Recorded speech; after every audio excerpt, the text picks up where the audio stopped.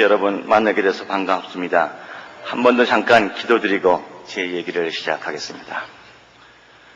오늘도 아름다운 밤을 저희에게 주시고 주님께서 손잡아 이끄셔서 여의도 순복음교회 교우 여러분과 만나게 하신 것을 감사드립니다.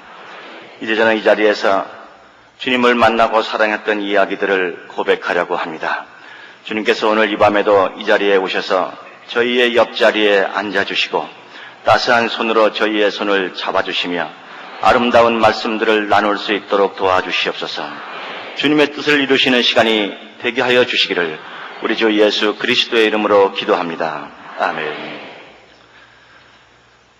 저는 원래 예수를 잘 믿는 가정에서 태어났습니다. 그래서 초등학교에 들어가면서 또 동시에 주일학교도 입학을 하고 주일학교를 마칠 때까지는 아무 문제 없는 착한 학생으로 잘 컸습니다. 근데 이 주일학교를 마치고 중학교에 들어가면서부터 어린 저의 신앙생활에는 조금씩 문제가 생기기 시작했습니다. 우선 이 남학생들은 중학교에 들어갈 때쯤 나이가 되면은 목소리가 변하는 변성기가 오기 시작합니다. 변성기가 되면은 높은 소리가 잘 나오지를 않기 때문에 교회 반주에 맞추어서 찬송가 부르기가 아주 어려워집니다. 그래서 남들이 찬송가 부르는 시간에 목소리가 안 나오니까 고개를 푹 숙이고 앉아있으려니까 예배 시간이 자꾸만 재미가 없어지더라고요. 그리고 저는 이제 중학교 1학년 때부터 문학을 하는 선배들을 만나서 문학 공부도 하고 철학 서적들도 읽고 이렇게 하기 시작을 했는데 중학교에 들어가면서 공부를 하면서 이제 학교 공부를 해보니까 교회에서 배운 어떤 것하고는 너무 다른 것들이 많이 있습니다. 특히 과학적인 것이라든가 또는 역사적인 것이라든가 다른 것이 많이 있는데 누구한테 물어봐도 잘 대답을 안 해주더라고요. 특히 제가 성경을 이제 한번 직접 읽어봐야겠다 해가지고 구약 성경부터 찾아서 읽기 시작을 했는데 점점 마음속에 이상한 생각이 들기 시작했습니다. 이스라엘 백성들이 광야 40년을 방황하다가 이제 가나안 땅으로 들어갈 때가 되는데 하나님께서 그들에게 뭐라고 말씀하시느냐 하면은 너희가 그 땅에 들어가면은 거기 살고 있는 가나안 사람들을 하나도 남기지 말고 인정사정 보지 말고 몽땅 다 죽여버려라 이렇게 명령을 하십니다. 아니 사랑의 하나님이라고 하더니 무슨 이렇게 잔인한 하나님이 있는가? 그리고 이스라엘 사람만 사람이고 가나안 사람은 사람도 아니란 말인가? 그러니까 이 역시 여호와라고 하는 신은 저 이스라엘 사람들이나 믿는 신이지 모든 인류가 믿을 만한 신은 아니다. 그럼 내가 한국 사람이 신을 믿으려면은 한국의 신을 믿을 일이지 뭐 때문에 저 지구 반대쪽에 있는 이스라엘 사람들의 신을 믿어야 하느냐? 이렇게 결론을 내리고서 중학교 3학년 2학기 때부터 결국 교회를 떠나게 됐습니다. 교회를 떠나면서 저는 중3짜리 친구들하고 모여서 막걸리를 사다 놓고 거창하게 기념 파티를 하고 그 후로는 이제 교회에 발을 끊고 문학 공부를 하고 또 학교 공부를 열심히 시작을 하게 되었습니다. 그렇게 해서 이제 고3이 돼서 대학을 들어가야 하는데 워낙 어려서부터 문학이나 철학에 관한 책들을 많이 읽었기 때문에 문과대학 쪽으로 가면은 뭐 배울 만한 게 별로 없을 것 같아요. 그래서 처음부터 이공계로 가려고 생각을 하고 당시에 뭐 상당히 경쟁이 심하다고 하는 서울공대 기계과에 원서를 넣었는데 또 그게 입학시험이라는 게 꼭 예수 믿고 교회 나가는 사람만 붙는 게 아니더라고요. 저는 교회도 안 나갔었는데 아무 문제 없이 척거덕 잘 붙었습니다. 그래서 이제 공대에 들어가서 공부를 하면서도 계속해서 글을 써가지고 대학 2학년 때 21살 때 현대문학이라고 하는 잡지에 김동리 선생님의 추천을 받아가지고 정식 작가로 등단을 하게 되었던 것입니다. 작가가 되어서도 당시에 뭐 글만 써가지고 먹고 살 수가 없는 때였기 때문에 공대를 그대로 졸업을 하고 직장에 들어갔는데 직장에 들어가서도 얼마나 일을 잘했는지 남보다 승진도 더 빨리 하고 해서 저 대우그룹의 대우중고음이라는 회사에 나중에 들어가서 거기에서 영업부장 자리까지 올라가게 되었습니다. 대우에 들어가서도 그 영업부장 역할을 아주 열심히 해가지고 3년 만에 매출액이 10배로 뛰어 올라갔습니다. 그래서 이 대우그룹의 김우중 회장이 당시에 대우중공업을 인수해가지고 아주 중공업 경영에 힘을 쏟고 있을 때였었는데 갑자기 매출액이 10배로 뛰어 올라가니까 아주 기분이 좋아가지고 다니는 곳마다 우리 회사에 이런 사람이 있다고 자랑을 하고 다닐 정도였었습니다. 그렇게 작가로서 또 직장의 간부로서 이렇게 일을 하면서 저는 나름대로 아주 멋진 인생관을 갖기 시작했습니다. 자, 나는 이렇게 나에게 주어진 조건 속에서 열심히 성실하게 그리고 또 멋지게 살다가 나에게 또 마지막이 오면은 나는 어둠 속으로 멋지게 사라져 가리라, 그런 생각을 하고 있었어요. 그러니까 이런 사람은 설사 하나님이라는 분이 계신다고 하더라도 어떻게 해볼 도리가 없습니다. 뭐 어둠 속으로 멋지게 사라져 가겠다는데 어떡할 거예요? 그런데 나중에 보니까 잠언 10장 24절에 이런 말씀이 있더군요. 악인에게는 그 두려워하는 것이 임하느니라 그랬어요. 저는 사실 뭐 멋지게 사라지겠다는 사람이기 때문에 두려워할 것도 별로 없었는데 한 가지가 좀 은근히 캥기는 일이 있었습니다. 그게 뭐냐 하면은 제가 어렸을 때 같은 동네에 아주 친한 친구가 하나 있었는데 이 친구가 초등학교 4학년이 넘어가면서부터 이상하게 공부도 안 하고 온통 동네 아이들하고 다니면서 쌈박질만 하고 아주 아이가 난폭해져 가는 거예요. 그래서 이 아이가 왜 이렇게 갑자기 성격이 바뀌는가 하고 알아보니까 그 엄마라는 분이 이제 몇 년째 아파서 누워 계시는데 아마 결핵이 거의 말기가 돼가지고 이제 거의 절망적인 상태였던 것 같아요. 그런데 그렇게 엄마가 어렸을 때부터 아파 누워가지고 아이에게 신경을 못 써주니까 아이가 그렇게 점점 성격이 바뀌더니 아주 난폭해지고 그렇게 되더라고요. 나중에 그 집에 그 아들만 삼형제가 있었는데 나중에 아들 삼형제가 모두 다 깡패가 돼버리고 말았습니다. 그런 걸 제가 옆에서 보면서 굉장히 충격을 받았었기 때문에 저도 이제 결혼을 해가지고 아이들을 올망졸망 셋이나 낳아서 기르면서 보니까 내가 나에게 무슨 일이 생기는 건 겁나지 않지만은 아이들이 좀 정상적으로 잘 크려면은 애들 엄마는 좀 건강했으면 좋겠다, 그런 바람이 있었어요. 그런데 어떻게 하나님이 그걸 아셨던 것 같아요. 바로 그쪽에서부터 문제가 생기기 시작했던 것입니다. 하루는 제가 오랫동안 지방 출장을 나갔다가 집에 돌아와 보니까 아내가 홀짝홀짝 울고 앉아 있어요. 그래서 왜 그러냐고 물어보니까 늘 먹은 게 소화가 잘 안 되고 몸이 안 좋아서 종합검진을 받아봤는데 그 의사 선생님 말씀이 위 내시경 검사를 한번 받아보자고 하시더래요. 그래서 바로 다음 월요일이 이제 결과가 나오는 날인데 아무래도 불길한 예감이 들어서 그렇게 울고 앉아 있는 거래요. 근데 또 이 병원에서는 저한테로 별도로 연락이 왔습니다. 댁의 부인이 다음 월요일 날 병원에 나오시는 날인데 보호자분이 좀 같이 왔으면 좋겠습니다 하고 연락이 왔어요. 제 아내가 무슨 어린애도 아닌데 보호자가 같이 오라는 거 보면은 이게 뭔가 낌새가 안 좋다는 얘기죠. 그래서 저도 불안하게 기다리고 있다가 월요일 아침 일찍 아내를 데리고 병원에 갔는데 이제 아내가 진찰을 받은 다음에 의사 선생님이 저를 별도로 좀 보자고 하세요. 그래서 별도로 의사 선생님을 만나 뵈니까 댁의 부인이 지금 위암인데 이게 하루라도 빨리 수술을 받는 게 좋겠다고 말씀하시더라고요.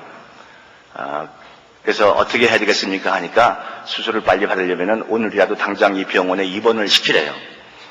그래서 아내에게 얘기를 해야 되는데 당신이 지금 암에 걸렸다고 얘기하기가 아주 어렵더라고요.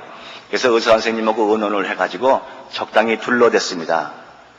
당신이 지금 위궤양이 좀 심해졌다고 하는데 이게 아무래도 오래 놔두면 좋지를 않고 빨리 수술을 받는 게 좋겠다고 합니다 하고 둘러댔는데도 아내는 벌써 수술이라는 말만 듣고도 깜짝 놀라가지고 병원 바닥에 털썩 주저앉아가지고 엉엉 우는 거예요. 그래서 이제 당신이 달래가지고 그날 입원을 시켰는데 이제 바로 다음 날 아침 수술을 받기로 결정이 됐습니다. 수술 받기 전날은 환자를 금식을 시키거든요. 그래서 이제 금식을 시켜가지고 그날 저녁부터 아침까지 하룻밤을 아내와 한 병실에서 지내게 됐는데, 제가 아내를 가만히 바라다 보니까 이 사람이 이 위암에 걸린 것이 틀림없이 나 때문에 걸렸구나 하는 생각이 자꾸만 드는 거예요. 왜냐하면 저는 원래 소설을 쓰는 사람이기 때문에 한 번은 이 암 환자를 주인공으로 해서 소설을 쓴 적이 있었습니다. 그런데 그런 소설을 쓰려면 제가 암에 대해서 많이 알아야 되거든요. 그래서 제가 이 암에 대한 책들을 많이 읽었어요. 근데 그 책들에 보면은 암이라는 것이 도대체 왜 생기는지 뭐 지금까지도 잘 모릅니다만은 대개 의사들이나 학자들이 추측하는 걸로는 누구든지 암에 걸릴 소질은 다 있다고 그래요. 그런데 이 암세포가 평소에는 잠복을 하고 있다가 어느 날 굉장히 큰 충격을 받는다든가 또는 심한 스트레스를 계속해서 받게 되면은 그 숨어있던 암이 이제 밖으로 튀어나오는 거라고 그래요. 그런데 그게 사실이라고 한다면 제 아내는 무슨 집에서 밥이나 하고 빨래나 하고 그러는 가정주부가 무슨 그렇게 굉장히 큰 충격이나 심한 스트레스를 받을 일이 전혀 없습니다. 이게 있다면은 순전히 저 때문이었거든요. 저는 원래 중3 때부터 술과 담배를 시작한 사람입니다. 더군다나 회사에서는 영업부장이다 보니까 거의 매일 술을 마시고 늦게 들어왔습니다. 물론 어떤 날은 아주 일찍 들어오는 날도 있기는 있습니다. 새벽에 말씀이죠. 그런데 그런 일이 또 한두 번도 아니고 여러 번 있다 보니까 아무래도 아내가 잔소리를 안 할 수가 없죠. 근데 아내가 잔소리를 하면 저는 평소의 지론이 여자하고 북어는 두들길수록 부드러워진다 하는 지론을 가지고 있어서 그저 잔소리만 시작되면 아무 소리 안 하고 있다가 다짜고짜 실력 행사로 들어갑니다. 이렇게 키가 크고 건장한 사람이 일단 한번 실력 행사를 시작했다고 하면은 그냥 뭐 반쯤 죽는 거예요. 그런데 그런 일이 또 한두 번도 아니고 꽤 여러 번 있었거든요. 그런데 그런 아내가 무슨 굉장한 충격이나 심한 스트레스를 계속 받아서 위암에 걸렸다 하게 되면은 이건 뭐 틀림없이 나 때문에 걸린 게 되는 거예요. 그런 생각을 하니까 좀 겁이 나더라고요. 이게 여자가 한을 품고 죽으면은 온 요래도 서리가 내린다고 하는데 이 여자가 나 때문에 암이 걸려서 죽게 되면은 이게 틀림없이 죽어서도 무슨 귀신이 돼서 나와가지고 나를 못 살게 굴 것 같아요. 그래서 제가 슬슬 얘기를 꺼내기 시작했습니다. 여보, 얼마 전에는 이러이러한 일이 있었는데 그때는 내가 좀 심했던 것 같소. 이제 제가 무슨 사과를 하려고 그러는 것이 아니라 한을 품고 죽지 말라고 말씀이죠. 근데 이 사람은 또 아주 죽을 날이 가까워져서 그런지 마음이 꽤 관대해져가지고 그때는 나도 잔소리가 너무 심했나 봐요. 그러면서 아주 용서를 해주는 거예요. 그래서 참 분위기는 좋았습니다마는 바로 다음날 아침에 수술을 받아야 하기 때문에 무섭고 두려운 하룻밤을 보냈지요. 이제 아침부터 수술이 시작이 됐는데 수술이 한 4시간쯤 걸린다고 그래요. 저는 이제 수술실 밖에 쭈그리고 앉아서 기다리고 있는데 그 의사들 용어로다가 개복 수술하는 것을 열어본다고 얘기하더라고요. 일단 열어봤다가 상태가 너무 심하면은 도로 닫아버리는 수도 있고 어떤 사람은 또 무리하게 수술을 진행하다가 환자가 죽어서 나오는 수도 있다고 그래요. 이 사람이 지금 저기서 죽어서 나올지도 모르는데 그래도 그동안 나를 위해서 고생을 많이 해준 조광지천데 내가 뭐 이 사람을 위해서 마지막으로 해줄 수 있는 게 없을까 생각을 해봤어요. 근데 제가 할 수 있는 일이 아무것도 없더라고요. 돈도 소용없고 문학이나 철학이 해결을 해주는 것도 아니고 뭐 현대 의학 기술로도 아무것도 안 되는 거예요. 그래서 뭐 답답해서 앉아있다가 어렸을 때 교회에 다니던 생각이 났습니다. 하나님은 천지를 창조했다고 그러는데 그런 분이 계신다면은 이게 뭐 문제도 아닐 거 아니냐. 그래서 한번 아내를 위해서 기도라도 한번 해주고 싶은 생각이 들었어요. 그래서 이제 눈을 감고 기도를 하기 시작을 했는데 워낙 오랫동안 교회를 안 다녔기 때문에 기도가 제대로 나올 리가 없습니다. 떠듬거려가면서 아주 이상스러운 기도를 좀 했지요. 하나님이 계신지 안 계신지는 제가 잘 모르겠습니다만은 혹시 계시다면은 이왕이면 좀 계시면 좋겠더라고요. 그래서 혹시 계시다면은 제 아내를 좀 살려주십시오. 아내를 살려주시면 제가 뭐든지 시키는 대로 꾸벅꾸벅 잘 하겠습니다. 그런 식으로 엉터리 같은 기도를 저는 그래도 한참 했다고 생각했는데 눈을 뜨고 시계를 보니까 30초도 안 지났어요. 그러니 이건 4시간을 기다려야 되는데 답답하지 않겠습니까? 그래서 이제 주머니를 주셔서 또 담배를 꺼냈죠. 담배를 피우려고 이렇게 뽑아 들고서 보다가 갑자기 주일학교 때 배운 10계명이 생각나는 거예요. 너 자신을 위하여 우상을 만들지 말라 그랬는데 너는 지금 답답해도 담배, 초조해도 담배, 문제가 생겨도 담배, 계속해서 담배만 찾고 있으니 그 담배가 바로 네 우상이 아니냐 그런 생각이 드는 거예요. 이건 평소 같으면 그냥 피웠을 텐데 그래도 지금 저 안에서는 사람이 죽느냐 사느냐 하고 있는 판인데 이게 피우기가 좀 겁이 나더라고요. 그래서 슬그머니 도로 집어넣었어요. 그 다음부터 지금까지 뭐 피우고 있는 거지요. 술도 그렇게 해서 그렇게 됐는데 할렐루야. 제 아내가 입원하고 있던 병실 건너편에 어떤 아주머니 한 분이 교통사고를 당해가지고 식물인간이 돼서 누워 계셨어요. 그런데 그분의 남편도 어떤 큰 회사의 중역이라고 하는데 이분이 밤 12시쯤만 되면 술이 잔뜩 취해가지고 병원에 찾아와서 그 의식도 없는 부인을 붙잡고 막 엉엉 우는 거예요. 그러면 덩치 큰 남자가 그렇게 울고 있는 꼴악선을 제가 옆에서 이렇게 보니까 나도 이렇게 계속 술을 마시다가 아내가 암으로 죽어버리게 되면은 맨날 저렇게 술 먹고 질질 짜면 어떡하나 이런 생각이 들어가지고 담배도 끊기로 했으니까 술도 한번 끊어봐 하고서 그때부터 끊었는데 지금까지 계속되고 있습니다.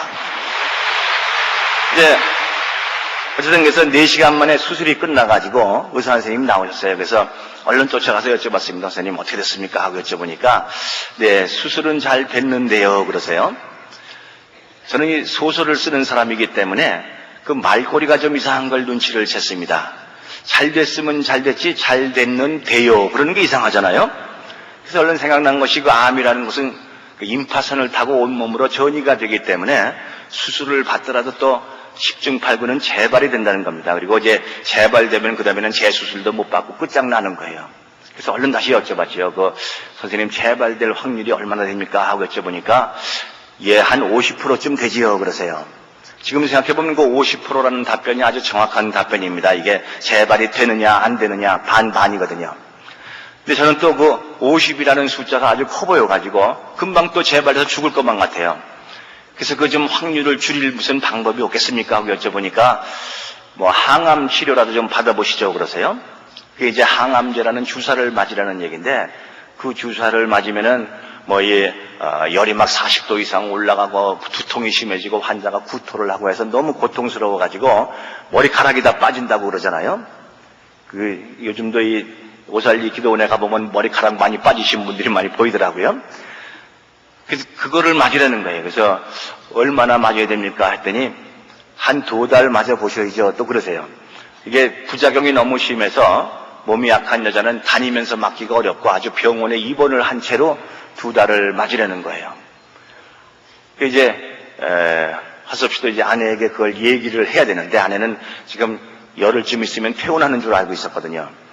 그래서 좀 아내가 이렇게 안정되길 기다려가지고 제가 아내에게 또 얘기를 했습니다. 여보, 그 의사 선생님 말씀을 들어보니까 수술은 아주 잘 됐다고 그러는데 그게 재수가 없으면은 꿰맨 자리가 도로 틀어지는 수도 있고 또 곱는 수도 있다고 그러는데 그런 걸 예방하려면 그 항암제라는 주사를 맞으면 참 좋다고 합니다 하고 둘러댔어요. 이 사람이 또 가만히 들어보더니 아니 내가 암 환자도 아닌데 뭐 때문에 항암제를 맞느냐고 또 벌쩍 뛰는 거예요. 아무리 설명을 해도 안 되니까 할 수 없이 또 평소 실력을 발휘를 했지요. 그 남편이 한번 하려면 했지 뭘 그렇게 말이 많아 하고서 소리를 빽 지르니까 하겠다고 그러더라고요. 그래서 그 주사를 맞기 시작했는데 과연 그 주사를 맞고 첫날 부작용이 나타나는 거 보니까 뭐 대단해요. 밤새도록 이 환자가 그냥 괴로워가지고 침대에서 뒹굴뒹굴 뒹구는데 이게 차라리 내가 아프거나 내가 죽는 게 낫지 그런 사람을 옆에서 돌보는 건 정말 못해 먹겠더라고요. 그래서 이거 앞으로 2달을 내가 어떻게 견디나 하는 생각이 들었어요. 이게 저는 이제 아침에는 출근을 해야 되기 때문에 낮에는 장모님이 병원에 와서 계셨는데 제가 이제 저녁에 퇴근을 하면은 장모님은 또 저희 아이들을 돌봐줘야 되기 때문에 집으로 가시고 저는 저녁부터 아침까지 병실을 지키는데 그 항암제 주사가 낮에 그 주사를 맞아 놓으면은 저녁 때부터 슬슬 부작용이 시작돼가지고 밤새도록 가다가 새벽까지 가는 거예요. 그러니까 꼼짝없이 제가 당번하는 동안에 걸리게 돼 있어요. 그래서 야, 이게 2달을 어떻게 보낼까 하다가 집에서 소설책을 좀 갖다 놓고 읽어봤어요. 근데 워낙 상황이 그러니까 소설책이 눈에도 안 들어오더라고요. 그래서 이게 내가 잘 나가다가 어쩌다가 그만 이 꼴이 됐는가. 이게 혹시 그 어렸을 때 교회를 나가다가 안 나가가지고 내가 지금 천벌을 받는 게 아닌가. 그런 생각도 들고, 아니, 그 정말 하나님이 정말 있기는 있는 거야. 그런 생각이 들면서 하나님이 정말 있는지 없는지 한번 따져보고 싶은 생각이 들었어요. 그런데 하나님이 있는지 없는지 따져보려면은 방법은 이 성경을 읽는 수밖에 없거든요. 그래서 성경을 한번 읽어보고 싶은 생각이 들었어요.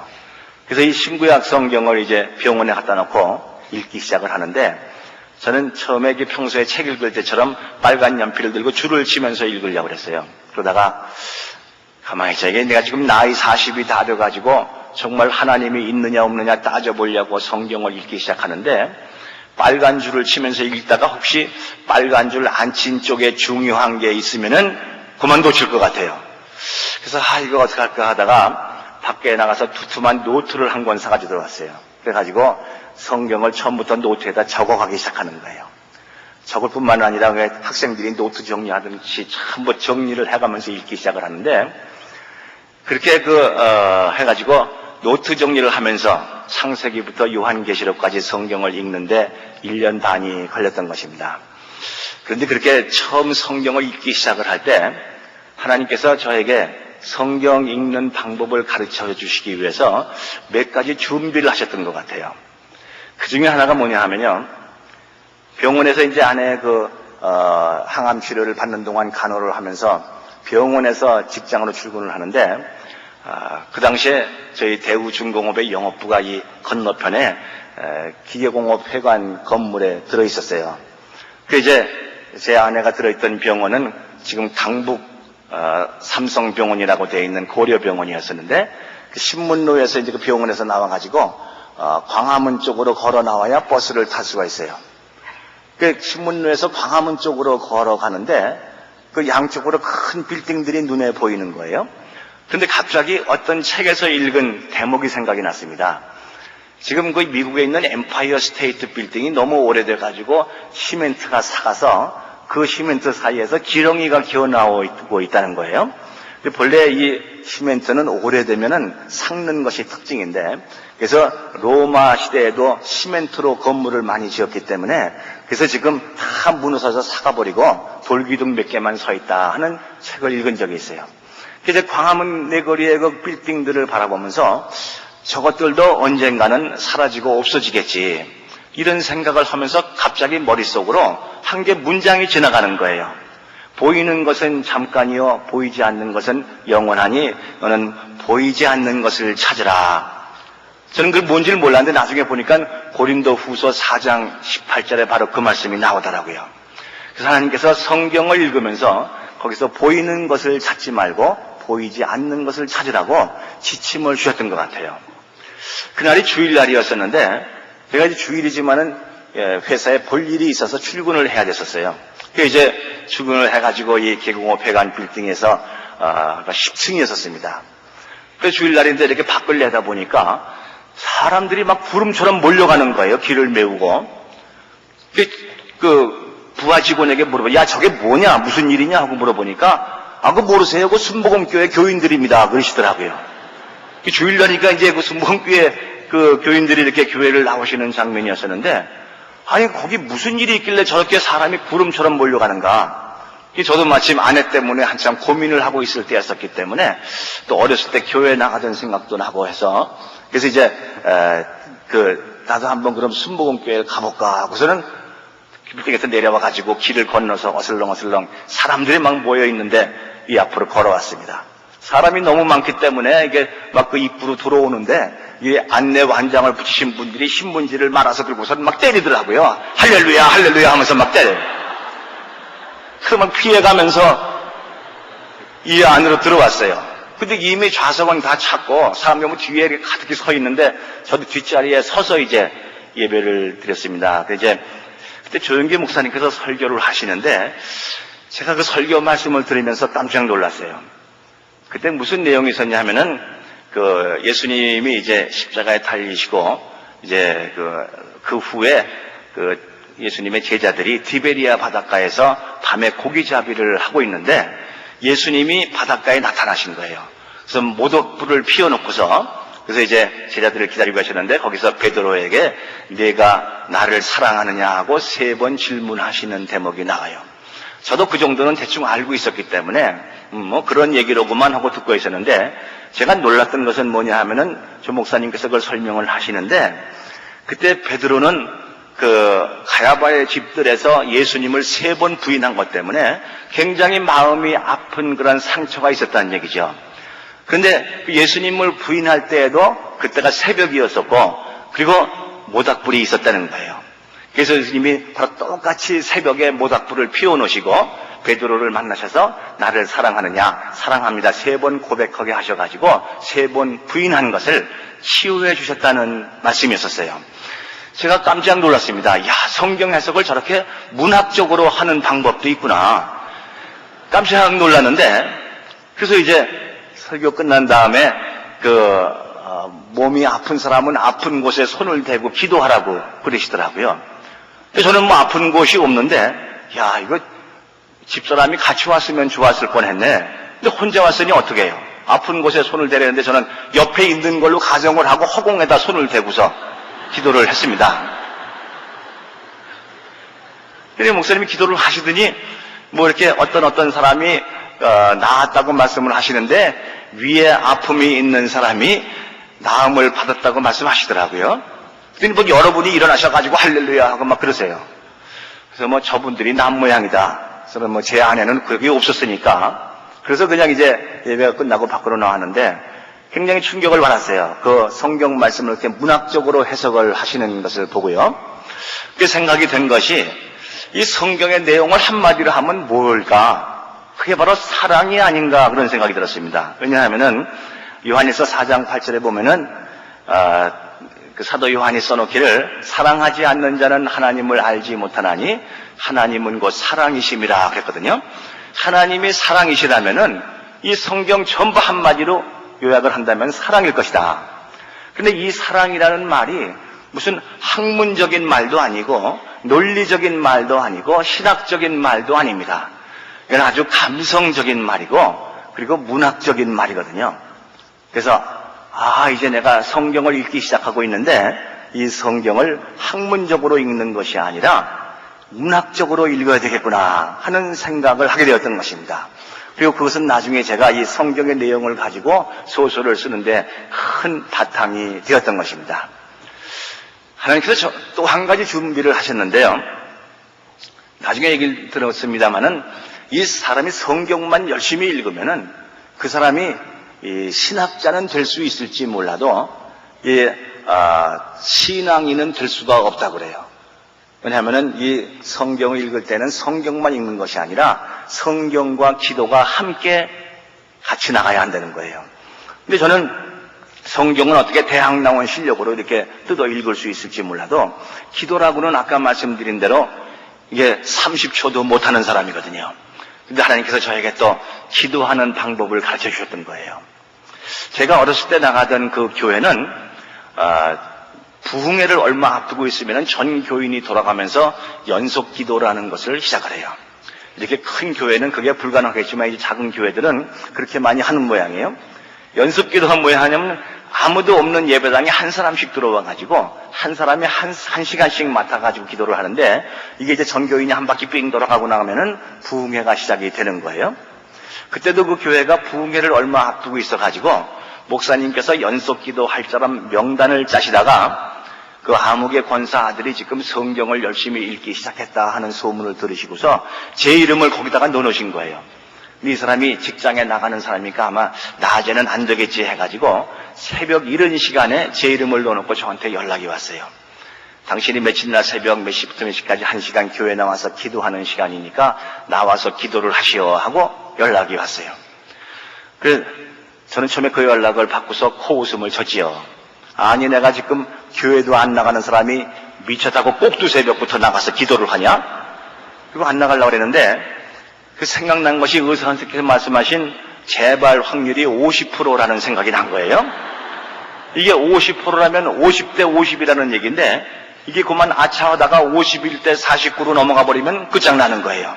제가 이 대우에 들어가서 일하면서 그 대우가 남의 회사 인수할 때 51대 49로 인수하는 걸 많이 봤거든요.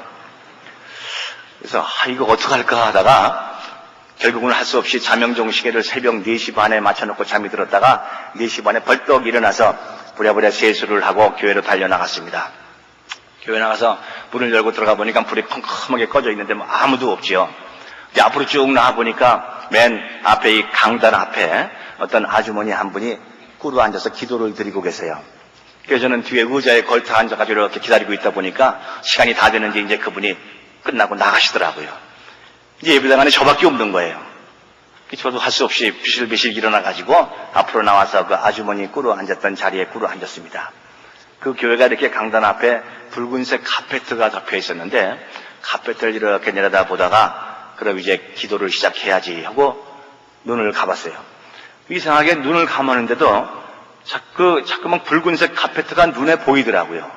이상하다. 눈을 감았는데 왜 카페트가 보이나 하고 내다보니까 거기서 무슨 시커먼 게 뚝뚝 떨어지고 있어요.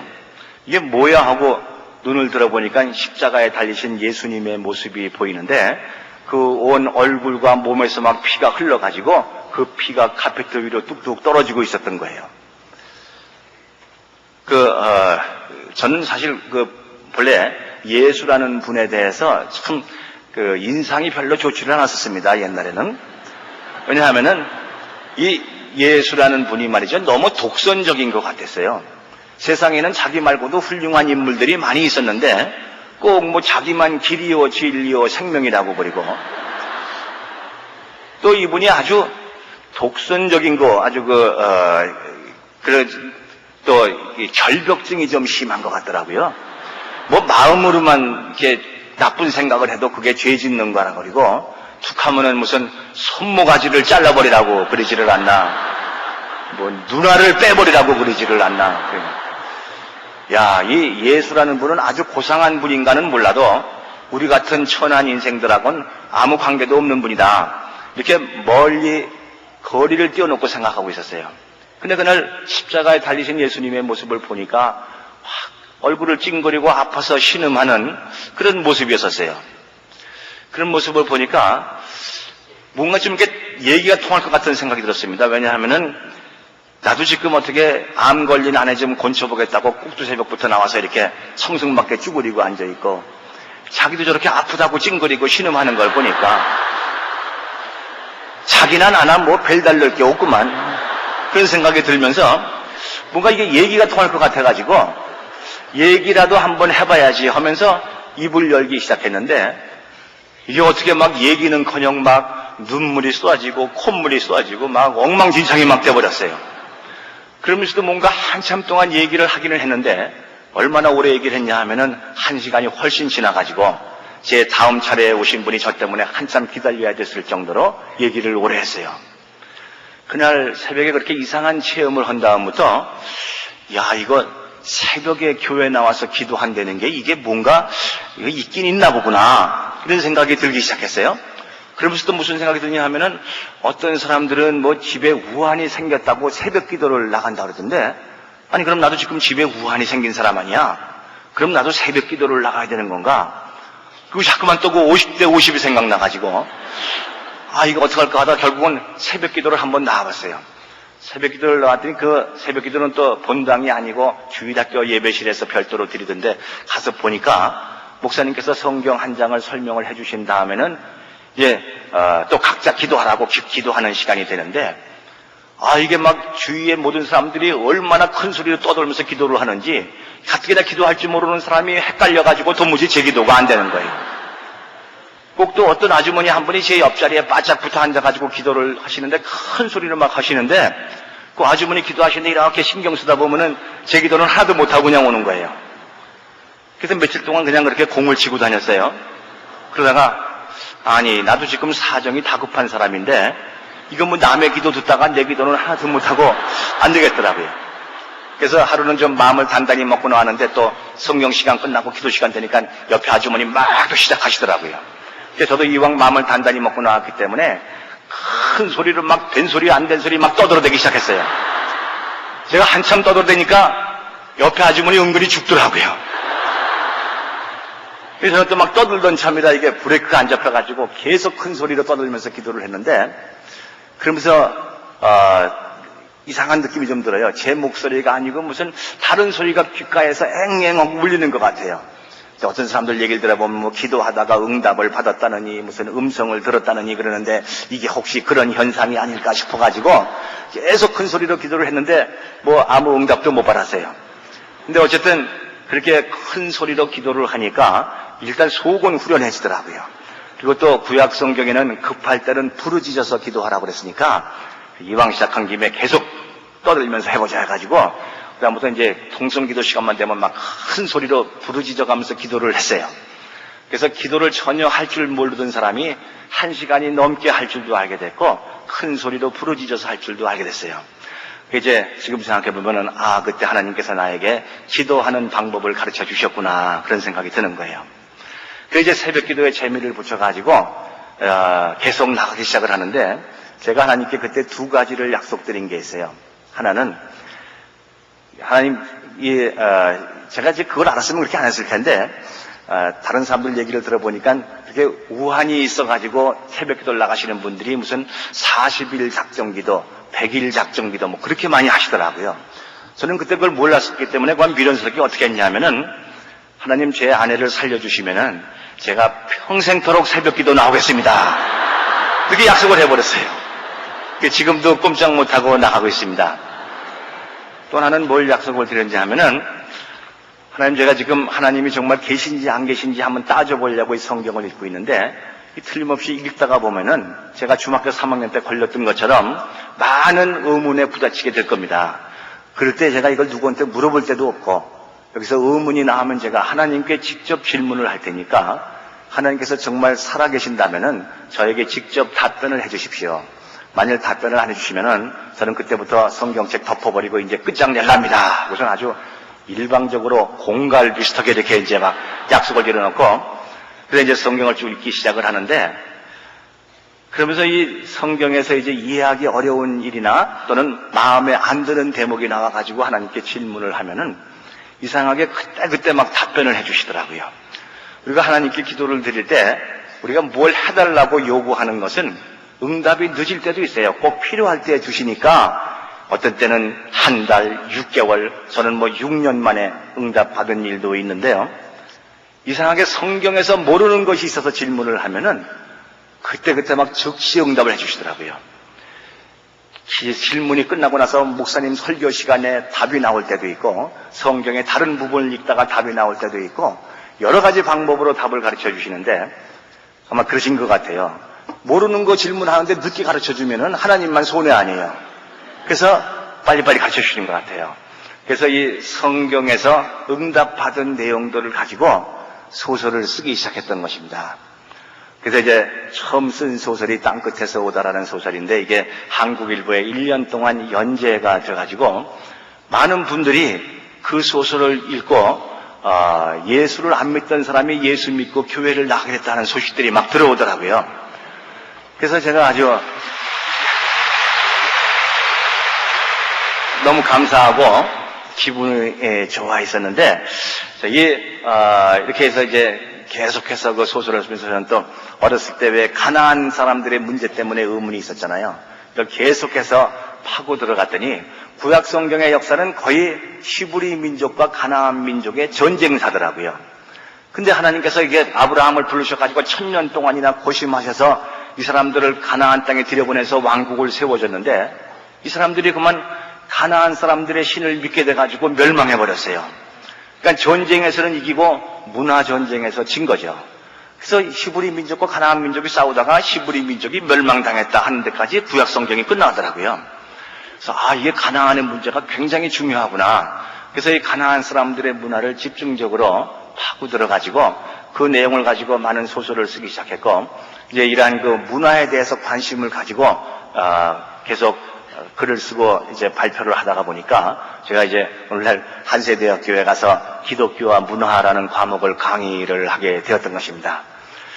그래서 이제 그 직장을 다니면서 많은 글들을 썼어요. 참 그 직장 다니면서 더군다나 대우같이 사람 많이 부려먹는 회사에 가서 소설 쓴다는 일이 어려운 일이죠. 새벽 기도를 갔다 오면은 출근할 때까지 1시간 반쯤 여유가 있어요. 그 시간에 소설을 쓰고, 그리고 또 회사에 가서 일을 하고 집에 돌아오면 9시쯤 돼요. 9시에 돌아오면 15분 동안 식사하면서 식구들 다 불러 모아가지고 나한테 할 얘기 있으면 빨리빨리 해. 그래가지고 15분 동안 다 듣고 할 얘기하고, 또는 방에 들어가서 걸어 잠그고 또 소설 쓰는 거예요. 그리고 12시 되면 또 자야 돼요. 내일 4시 반에 또 일어나야 되니까. 그래서 10년 동안 거의 하루에 4시간 내지 4시간 반만 자면서 20권의 책들을 썼던 것입니다. 이제 그렇게 해서 소설을 발표하다 보니까 뭐 덕분에 유명해지기도 했고, 아주 뭐 기독교계에서는 많이 알려져 가지고 시장에 가서 물건을 못 살 지경이에요. 왜냐하면 물건값 좀 깎으려고 하면은 벌써 물건 파시는 분이 저를 알아보시고서 김성일 장로님 아니세요? 뭐 이럴 정도니까. 그래서 참 유명해지기도 하고 이렇게 다니면서 간증도 하고 막 그렇게 됐었는데, 이제 그렇게 하면서 저는 한번 MBC 텔레비전에 한번 출연을 한 적이 있었어요. 암에 걸렸다가 회복된 사람의 그 얘기를 듣고 싶다고 저하고 저 아내하고 제 아내하고 좀 좌담회 시간에 나와달래요. 텔레비전에서 20분 좌담회 시간에 나가 좌담회를 하는데, 저희는 그때 이게 전도하기 좋은 찬스라고 생각을 했지요. 그 대기업이 몇 초 선전하는데도 돈을 몇 억씩 막 쓰는데, 아니 우리는 20분이나 이거 공짜로 생겼는데 이거 전도하기 좋은 시간 아니에요. 그래가지고 이제 사회자가 뭐 물어보기만 하면은 막 그냥 예수 믿으면은 하여간 낫는다고 뭐 이렇게 간증을 하고 그랬는데, 그때 이제 제 아내가 위암이라고 진단했었던 고려병원의 이상종 박사님이 같이 출연을 하셨어요. 그 차트를 전부 가지고 나오셨는데, 이제 그분에게 사회자가 물어보시더라고요. 지금 저렇게 건강해 보이는데 앞으로 어떻겠습니까? 하고 여쭤보니까, 되게 이 암 수술을 받고서 되게 1년, 3년, 5년이 고비라고 하는데, 그 당시 이제 7년이 넘어섰습니다.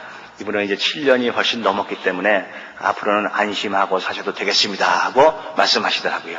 그래서 이제 그런 50대 50에 대한 걱정은 이제 덜게 되었는데, 저는 이게 이제 너무 감사해가지고 매사에 막 하나님 뜻대로만 살겠다고, 그래서 이제 성경대로 살기라는 책이 이제 그때 썼던 거죠. 그래서 이제 열심히 신앙생활을 하고 있는데, 한번 이제 하나님이 또 저에게 어려운 문제를 주셨어요. 그래가지고 이제 점점 이제 고난이 그걸로 끝이는 거 아니고 계속해서 이제 고난이 계속됐는데, 어쨌든 그렇게 많은 책을 쓰면서 지금까지 이제 44권의 책을 썼습니다. 그러니까 최근에 쓴 책이 바로 에녹행전이라는 소설입니다.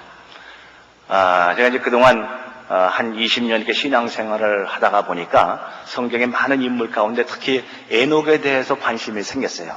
창세기 5장에 나오는 인물이죠. 창세기 5장 24절에 보면 에녹이 하나님과 동행하다가 하나님이 그를 데려가셨기 때문에 이 세상에 있지 아니하였더라, 이런 기사가 나오는데, 우리 예수 믿는 사람들이 모두 부러워하는 그 사람이 바로 이 에녹입니다. 왜냐하면 에녹이 하나님과 동행하다가 하나님이 데려가셨다고 그러니까 말씀이죠.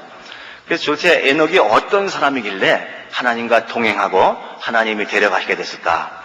그래서 이 에녹을 주인공으로 소설을 쓰려고 하는데, 에녹에 대한 기사가 너무 없더라고요. 창세기 5장 24절에 딱 그 한 말씀뿐이고, 그 다음에 히브리서 11장 5절 6절에 아까 목사님께서 읽어주신 바로 그가 옮기기 전에 하나님을 기쁘시게 하는 자라는 증거를 얻었고, 그리고 어떻게 하면 하나님을 기쁘시게 하는가? 믿음이 없이는 하나님을 기쁘시게 못하나니 바로 그가 계신 것과 자기를 찾는 이들에게 상 주시는 분이심을 잊지 말아야 할 것이라고 되어 있습니다. 그래서 이제 유다서 1장 14절에 하나님께서 경건하지 않은 자들을 심판하러 오신다는 얘기가 짤막하게 나와요.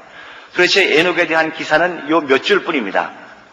이제 그래서 이 에녹에 대해서 계속 홍수 이전에 여러 가지 상황들을 파악을 하면서 결국 2권짜리 장편 소설을 써내었던 것입니다.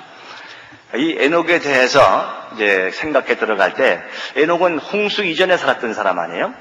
근데 에녹이 살았던 시대에는 점점 사람들이 타락하기 시작한 때였던 것 같습니다. 창세기 6장에 보면 사람들이 육체가 되었다고 그랬고 모든 마음의 생각이 전부 악할 뿐이었다고 그랬고 패역한 사람들이 죄악이 관영했다고 성경에는 되어 있습니다. 그렇게 모두가 타락하고 악한 시대에 에녹이 하나님과 동행하려면은 이게 그렇게 즐겁고 기쁜 일이 아니라 굉장한 고난의 길이었던 것 같아요. 그래서 이 에녹은 여러 고난을 당하면서 어떻게 하나님을 기쁘시게 해드렸을까? 이것을 이제 생각을 하면서 제가 겪어왔던 고난들을 한번 다시 곰곰이 생각해 보기 시작했습니다. 내가 처음에 잘 나가던 인생이 갑자기 아내가 위암이 걸림으로써 그냥 갑자기 이렇게 어려운 구렁텅이로 떨어져 버렸는데 가만히 보면 그것이 나에게 축복의 시작이었다는 것을 생각할 수가 있었습니다. 호세아 2장 14절에 보면요, 내가 너를 타일러서 거친 들로 데리고 나가서 내가 말로 너를 위로하고 너의 포도원을 내게 주리라 하고 말씀하셨는데 정말 하나님이 저를 거친 들로 데리고 나가신 거죠. 아무 소망도 없고 절망밖에 없는 거친 들로 데리고 나가시더니 거기서 말씀으로 저를 위로해 주셨고 그리고 저만 할 수 있는 기독교 문학이라는 저의 포도원을 저에게 주셔서 열심히 소설을 쓰게 하셨던 것입니다. 그리고 말씀하시기를 내가 아골 골짜기로 소망의 문을 삼아주리라 그 말씀하셨거든요. 그래서 그때 내가 받았던 고난은 바로 소망의 문이었었구나 하는 것을 깨닫게 됐어요. 근데 그러면은 그런 어려운 환난을 당하고서 주님을 만나고 주님 앞으로 돌아왔으면은 그 다음에는 좋은 일만 계속되어야 하는데 그래도 계속 고난은 있더라고요. 제가 예수를 믿은 다음부터 회사에서 점점 미움을 받기 시작을 해가지고 제가 나중에 이제 대우 빌딩으로 들어가서 그래서 이제 영업부장 일을 하고 있었는데 어느 날 갑자기 인천 공장으로 발령이 나버렸습니다. 그러면 일도 열심히 했는데 맨날 다니면서 신우회 만들어가지고 예배나 보러 다니고 맨날 그러니까 회사에서 안 되겠다 해가지고 그냥 인천 공장으로 발령을 내버린 거예요. 인천 공장에 가서 보니까 할 만한 일도 별로 없고 이제 기분 나쁘면 알아서 그만두라는 얘기인데 그 당장 그만두면 또 제가 먹고 살 방법이 없으니까 그냥 꾸벅꾸벅 인천에 출근하면서 일을 하고 있었어요. 그러면서 이게 예수를 믿으면 안 되던 일도 잘 되고 병난 사람도 건강해지고 복을 받는다고 하더니 나는 왜 이게 모두 거꾸로 가는가 이상해가지고 성경에 혹시 거꾸로 가는 일도 있는가 그래서 여기저기 들여다보기 시작했어요. 그러다가 레위기 6장 5절에서 이상한 걸 하나 발견을 했던 것입니다. 거기 뭐가 있느냐 하면은 내가 남의 물건을 훔쳐오거나 뺏어왔을 경우에 거기에 대해서 죄사함을 받으려면은 우선 흠없는 양을 한 마리 잡아다가 제사장에게 드려서 제사를 드려라 이렇게 돼 있어요. 흠없는 양이라는 건 우리가 잘 아는 얘기죠. 예수 그리스도의 보혈의 공로로 죄사함을 받으라는 얘기로구나. 근데 저는 거기까지는 할 만큼 다 했거든요. 저도 어렸을 때부터 잘못한 건 전부 하나님 앞에 일일이 고백하고 울고불고 회개하고 다 했어요. 근데 보니까 그걸로 끝나는 게 아니더라고요. 그렇게 양을 잡아다 제사를 드린 다음에 내가 훔쳐오거나 뺏어온 것은 거기다가 5분의 1의 이자를 보태가지고 본인에게 갖다 갚아줘라 이렇게 돼 있어요. 예수 믿는 사람들이 이걸 흔히 많이 잊어버립니다.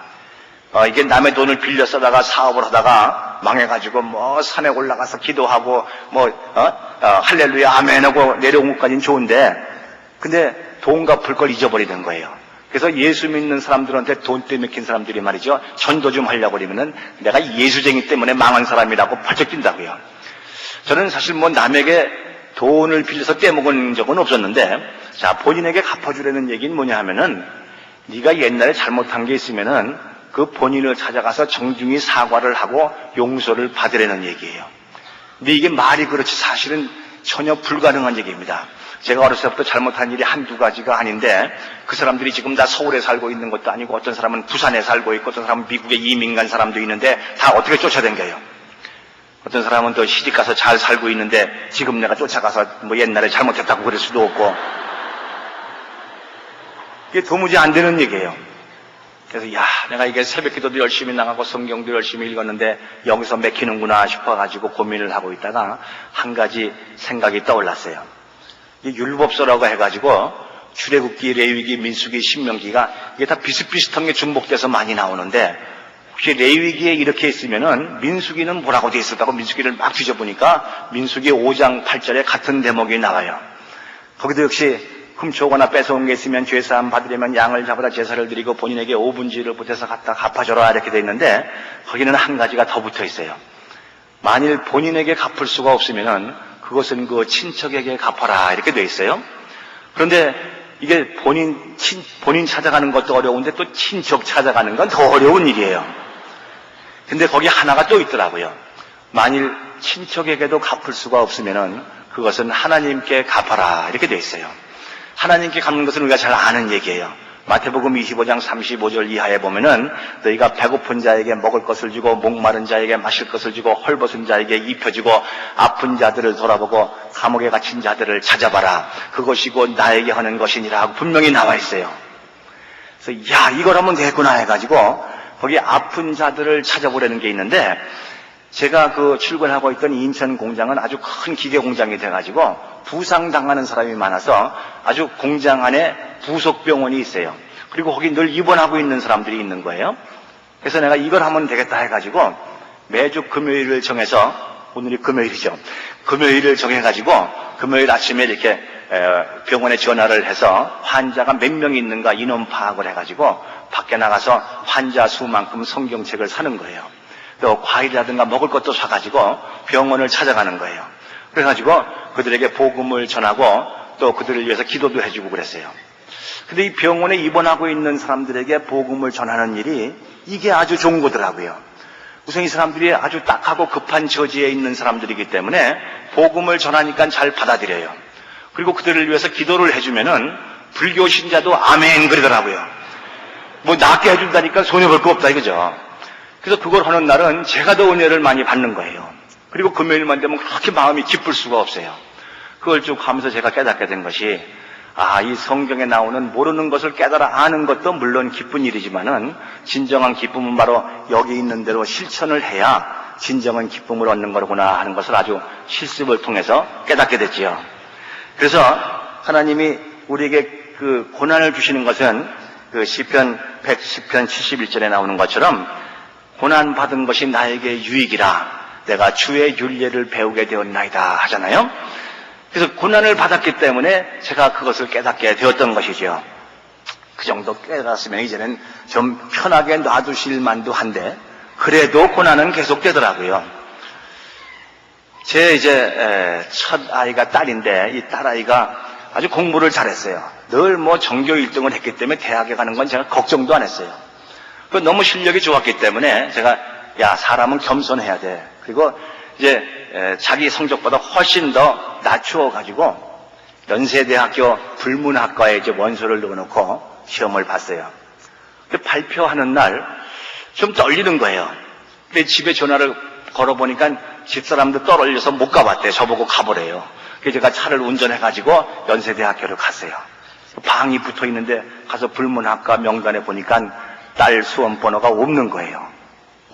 깜짝 놀라가지고 제 2지망 혹시 있나 보니까 거기도 없어요. 떨어진 거예요. 이건 운전을 하면서 회사로 돌아오는데 떨려서 운전이 안 되는 거예요. 그럴 줄 몰랐거든요. 이거 어떡하나 하다가 저녁에 퇴근해가지고 집에 들어가 보니까 온 식구가 딸아이하고 앉아서 엉엉 울고 앉아 있어요. 근데 저도 거기서 눈물이 나오는데 그래도 범사에 감사하라는 말이 생각이 나가지고 예배드리자. 성경 찬송가 가지고 와. 가지고 성경 찬송 가서 이제 눈물로 찬송을 드리고 감사 예배를 드리는 거예요. 하나님 떨어뜨려 주셔서 감사합니다. 그래서 결국 그 애는 나중에 재수를 해가지고 그 다음 해에 서울대학에 합격이 됐어요. 예. 지금은 이제 학교를 졸업하고 요 길 건너편에 있는 MBC 텔레비전 제가 출연했던 그 방송이죠. MBC 텔레비전에서 지금 예능국에서 조연출로 일을 하고 있습니다. 그래서 하나님이 왜 그때 먼저 지원한 대학을 떨어뜨려 주셨을까? 그러다가 이제 제가 이사야서 30장 20절을 보게 됐습니다. 하나님께서 우리에게 환난의 떡과 고생의 물을 주시는 것은 우리를 바른 길로 인도하려 하심이라.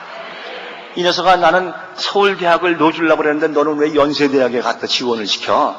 그러니까 그건 바른 길이 아니야 하고서 떨어뜨려 주신 거지요. 근데 우리는 흔히 고난이 오면은 나는 열심히 했는데 하나님이 왜 안 들어주실까 하고 생각하는데 더 큰 계획이 있으시기 때문에 그런 것이로구나 하는 것을 깨닫게 됐지요. 그런데 말씀이죠. 그걸로 끝나는 게 아니더라고요. 제가 또 이 아내가 이제 50대 50의 문제에서 해방이 됐기 때문에 열심히 성경 말씀대로 살려고 하는데 하나님이 어려운 문제를 한번 주셨는데 뭐냐 하면은 한 번은 제가 기독교 방송의 간증 집회에 나가서 간증을 한 적이 있거든요. 그런데 기독교 방송에서 전화가 왔어요. 우리 기독교 방송에 새롭게 하셔서 방송팀이 미국 동부 서부로 다니면서 수은회 집회를 하려고 그러는데 그쪽에서 자꾸 김성일 씨가 보고 싶다 그런대요. 그래서 간증 강사로 같이 가자 이거예요. 근데 저는 이제 인천에 가서 발령 받아가지고 가서 또 열심히 일을 하다 보니까 다시 회사에서 인정을 받아가지고 수출 담당 이사로 승진이 돼서 서울에 와서 이제 열심히 수출하는 일을 하고 있었어요. 몹시 바빴는데 저보고 미국 수은회 집회를 가자니까 갈 수가 없잖아요. 그래서 못 간다고 말씀을 드렸더니 또 그 방송국 사장님한테 얘기를 해가지고 사장님이 김무중 회장한테 또 공문을 보냈어요. 이 사람을 좀 데리고 가게 해달라고. 회장실 비서가 공문을 사장실로 보내가지고 사장이 저를 불렀어요. 그래서 제가 가니까 공문이 왔는데 한번 가보시죠 하고 사장이 그러세요. 그래서 저는 제가 지금 바쁜데 갈 수가 있습니까? 제가 못 간다고 그러죠. 그래서 이제 못 간다고 일단 대답을 해놓고 그래서 이제 방송국에도 연락했더니 못 간다고 그랬어요. 그리고서 그다음에 이제 집으로 퇴근을 하는데 방송을 이렇게 라디오를 돌리다가 기독교 방송을 들었는데 거기서 어떤 목사님이 설교 말씀을 하시는데 요나에 대한 얘기를 하시더라고요. 하나님이 요나 보고 니느웨로 가라고 했는데 안 가고 딴 데로 가다가 풍랑을 만나가지고 막 물고기 뱃속에 들어가서 고생하는 얘기가 나와요. 이게 꼭 나보고 얘기하는 것 같은 거예요. 근데 그 다음에 이제 우연한 기회에 이제 병원에 갔다가 혈압을 쟀는데 혈압이 엄청나게 높이 올라가 있는 거예요. 얼마 전까지 지금 괜찮았는데 이게 뭔가 문제가 생겼나 보다 하고 또 혈압 내려달라고 막 기도를 하는데도 안 내려가요. 그래가지고 그냥 또 고살리 금식기도원에 가가지고 금식을 하면서 막 기도를 했더니 하나님께서 걱정 말고 내려가 그러시더라고요. 또 그래서 이제 기도원에서 금식을 끝내고 내려왔는데 기독교 방송에서 또 만나자고 불러요. 그래서 갔더니 제가 3년 전에 그런 일이 있었는데 또 똑같은 얘기를 하는 거예요.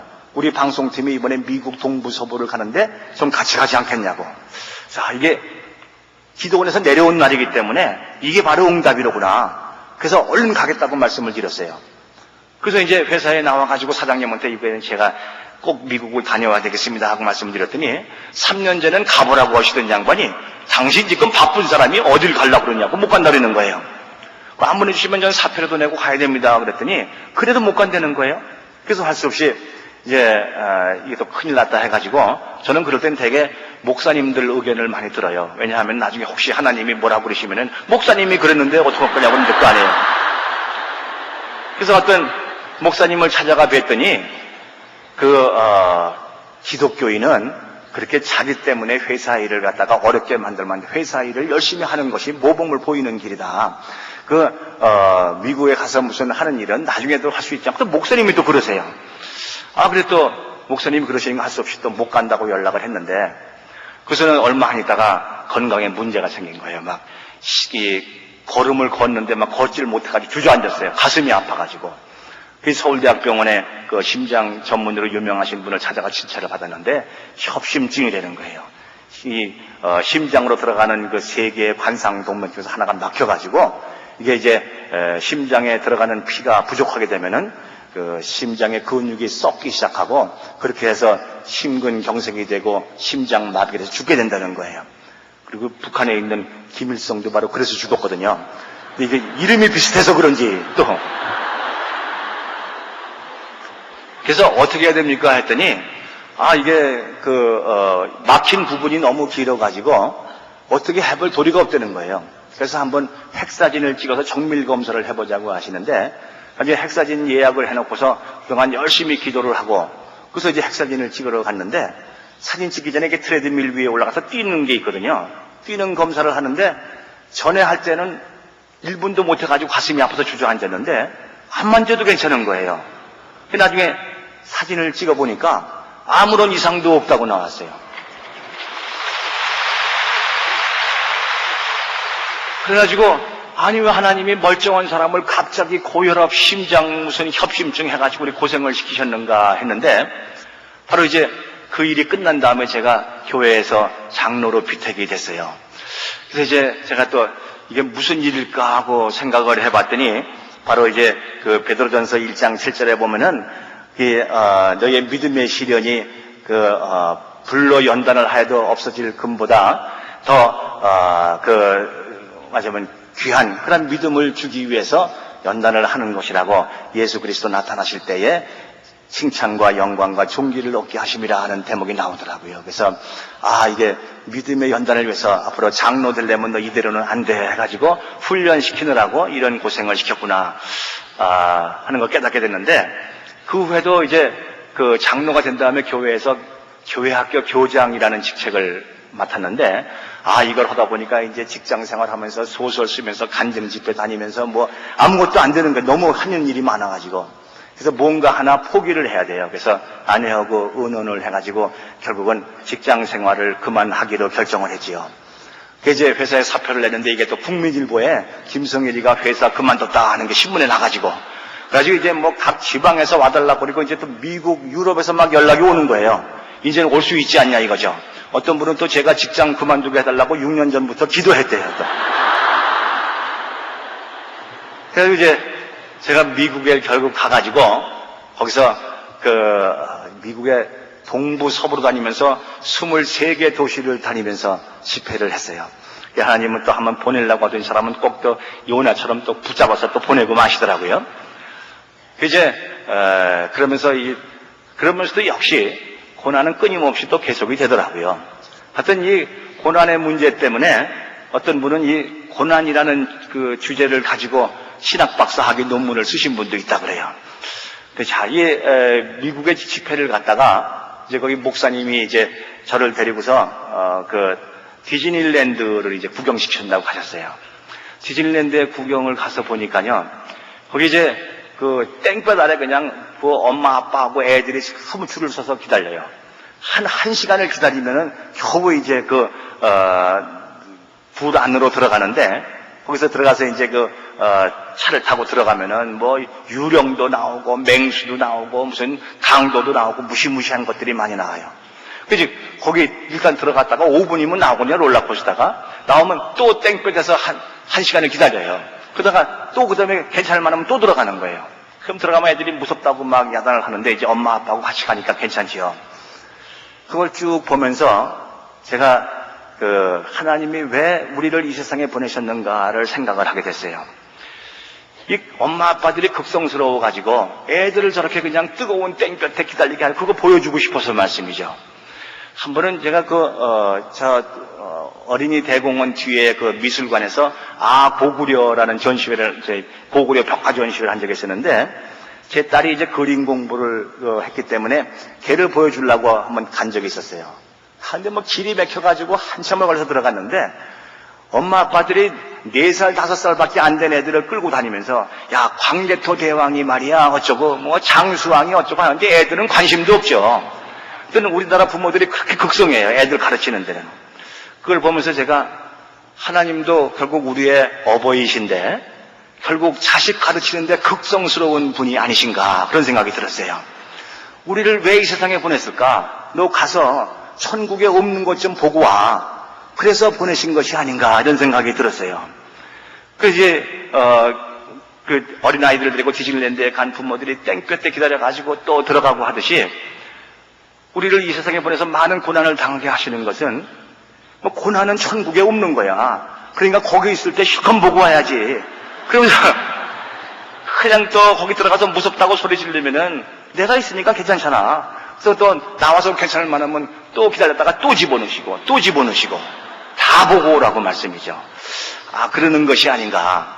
그래서 바로 우리에게 이렇게 여러 가지 고난을 구경시키시는 것은 천국에 없는 것을 거기서 다 보고 오라고.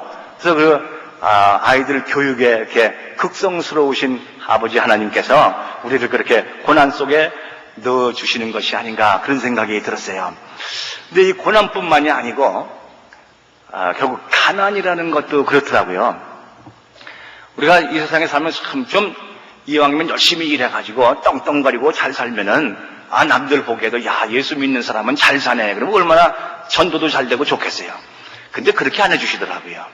사람들이 흔히 저보고 베스트셀러 작가라고 그러는데, 저처럼 40권의 책을 써가지고 베스트셀러가 됐으면은 지금 좀 이 교회에다가 멋있는 전원주택을 지어놓고 이렇게 개량 한복을 입고 앉아서 말씀이죠. 이렇게 소설이나 쓰고 그렇게 할 줄도 알고 있어요.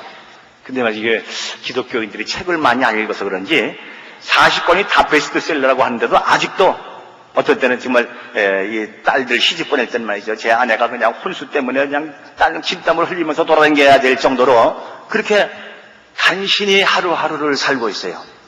아니, 어떤 사람은 베스트셀러 작가라고 정말 그렇게 개량 한복 입고 별장에서 소설 쓰는데 난 왜 이렇게 겨우겨우 살게 해주시는가. 근데 가난도 말씀이죠, 천국에 없는 거 아니에요. 한 번은요, 저하고 친한 분이 갑자기 점심을 사겠다고 연락이 왔어요. 근데 그분이 점심 한 번 사면 아주 거창하게 사시는 분이에요. 그래서 저는 아침부터 굶었어요. 점심 먹으려고. 그래서 나가는데 그분이 어차피 차를 가지고 나올 테니까 나는 차를 가지고 갈 필요가 없잖아요. 그래서 이제 차는 놔두고 전철을 타고서 나갔어요. 그래서 전철역 앞에서 만나기로 하고. 근데 20분, 30분 하더니 1시간이 넘도록 안 오시는 거예요. 무슨 사정이 있겠죠. 1시간 넘도록 안 오면 이제 틀린 거 아니에요. 이거 틀렸구나. 도로 들어가야지. 그럼 또 점심 먹겠다고 큰 소리 치고 나온 사람이 집에 가서 또 점심 달라고 그럴 수는 없잖아요. 먹고 들어가야지. 그 주머니를 뒤져보니까는 1,000원짜리 한 2장밖에 없어요. 그래서 마침 거기 보니까는 포장마차가 하나 있어요. 포장마차에 들어가가지고 라면을 한 개 시켜놓고 라면을 훌쩍훌쩍 먹고 앉아있는데 포장마차에 저밖에 없었어요. 근데 갑자기 이상한 느낌이 들어요. 누군가 옆에 앉아있는 것 같은 느낌이 드는 거예요. 그래서 제가 농담 삼아 그냥 혼자 중얼거렸어요. 아니, 하나님, 제가 수출 담당 이사가 돼가지고 전 세계 다니면서 유명한 레스토랑은 다 다녀봤는데 그 좋은 데 다닐 때는 안 따라오시더니 포장마차는 왜 따라 들어오십니까? 그래서 제가. 그런데 갑자기 제 귓가에 뭐가 들리는 거예요. 뭐냐 하면은, 야, 천국에는 포장마차가 없어. 그러시더라고요. 제가 그때 그 라면을 먹으면서 많은 눈물을 흘렸습니다. 이 포장마차에 따라 들어오시는 주님, 그분이 바로 내 주님이로구나 하는 것을 깨닫게 됐죠. 저는 사실 성경에 나오는 카인과 아벨 얘기에서 아벨이 받은 보상이 뭔가를 늘 생각해 왔어요. 이게 아벨의 말씀이죠. 하나님의 마음에 드시는 제물을 드렸잖아요. 근데 아벨이 무슨 상을 받았습니까? 받은 건 죽은 거예요. 맞아 죽었어요. 도대체 하나님 마음에 드시는 제물 드리고 맞아 죽었으니 이게 아벨이 받은 상은 뭔가? 그걸 몰랐는데 창세기 15장 1절에 보니까 하나님이 아브라함에게 나타나셨을 때 나는 너의 방패여 너의 큰 상급인이라고 말씀하세요. 하나님이 우리에게 주시는 상급은 황금 덩어리나 돈이나 부귀 영화가 아니고 하나님 그분 자신을 우리에게 주신다는 거예요. 그래서 독생자를 이 세상에 보내셔서 우리에게 주셨잖아요. 그래서 우리가 받는 상급은 다른 것이 아니고 하나님 자신을 우리에게 주신다는 건데, 그래서 이 에녹이 당시에 그 어려운 시대에 하나님과 동행하면서 그 하나님과 고생하면서 결국 무슨 기쁜 마음으로 다녔을까 생각을 해봤어요. 바로 하나님이 나를 너에게 주겠다고 하는 그 약속 때문에, 그래서 그 에녹이 그렇게 기쁨으로 하나님을 따라다닌 것이 아닌가. 그런데 그 하나님이요, 참으로 우리는 전지전능하신 하나님이라고 늘 하나님께 뭘 해달라고 그러지만은 하나님은 참으로 어떤 때 보면 불쌍하신 하나님이더라고요. 하나님이여 우리를 이 세상에 태어나게 하실 때에 하나님의 자녀이기 때문에 모든 걸 다 주고 싶으셔가지고 그 중에서도 특히 주고 싶으셨던 게 자유예요. 여러분, 하나님은요 자유가 없으신 분이에요. 뭐든지 하실 수 있지만은 성경에 보면요 하나님이 불의를 하지 못하신다고 그래요. 하나님이 나쁜 짓을 못하시라. 하나님이기 때문에. 하나님은 거짓말도 못하세요. 히브리서 6장 18절에 보면은 하나님은 하나님이기 때문에 할 수 없는 일이 많으세요. 그런데 나는 하나님이니까 이렇게 살지만은 너는 그래도 하나님은 아니지 않느냐. 하나님이 귀여운 아담과 하와를 지어놓으시고서 완전한 자유를 주신 거예요. 선악과를 먹을 자유까지 주셨어요. 먹으면 안 되는 걸 아시면서도. 그래서 이 아담과 하와가 결국은 선악과 먹을 거를 알고 계셨죠. 이놈들이 호기심 때문에 틀림없이 먹을 거야. 근데 왜 놔두셨는가? 네가 먹어도 걱정 마. 내가 책임질게. 결국 독생자를 너한테 보내줄 테니까. 이미 사람을 창조할 때부터 하나님의 고민과 슬픔은 시작이 되었던 것입니다. 그런데도 아무도 하나님을 알아주는 사람이 없고 하나님을 이해해주는 사람이 없어요. 그러니 하나님은 얼마나 불쌍하신 분입니까? 오늘날